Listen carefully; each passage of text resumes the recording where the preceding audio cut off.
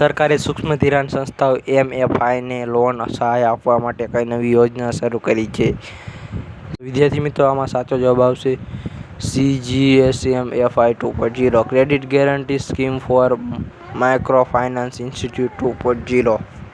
ભારત વીજળી bill summit (BES) 2026 ની પ્રથમ આવૃત્તિ ક્યાં યોજાઈ હતી? મિત્રો, આમાં સાચો જવાબ આવશે નવી દિલ્હી. ભારત ઇલેક્ટ્રિસિટી સમિટ 2026 ની થીમ શું હતી? તો મિત્રો, આનો સાચો જવાબ છે electrifying growth, empowering sustainability, connecting globally. ભારતમાં સૌથી લાંબા સમય સુધી ચૂંટાયેલી સરકારના વડા, રાજ્ય અને કેન્દ્ર બંને સ્તરે તરીકેનો રેકોર્ડ કોણે બનાવ્યો છે? મિત્રો, આનો સાચો જવાબ આવશે નરેન્દ્ર મોદી. 2001 થી 2014 સુધી ગુજરાતના મુખ્યમંત્રી અને 2014 થી અત્યાર સુધી વડાપ્રધાન તરીકે.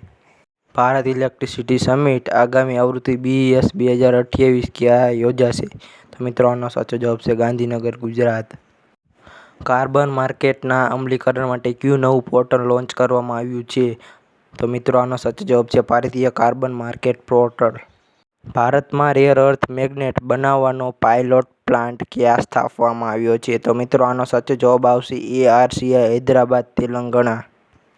ગ્લોબલ ટેરરિઝમ ઇન્ડેક્સ મુજબ આતંકવાદથી સૌથી વધુ પ્રભાવિત દેશ કયો છે? તો મિત્રો, આનો સાચો જવાબ આવશે પાકિસ્તાન, પ્રથમ ક્રમે છે.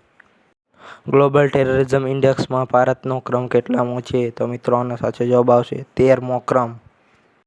ઓસ્ટ્રેલિયામાં યોજાયેલ એક્સરસાઇઝ કાડાકુ 2026માં કયા ભારતીય જહાજે ભાગ લીધો હતો? મિત્રો, આનો સાચો જવાબ આવશે INS નીલગિરી.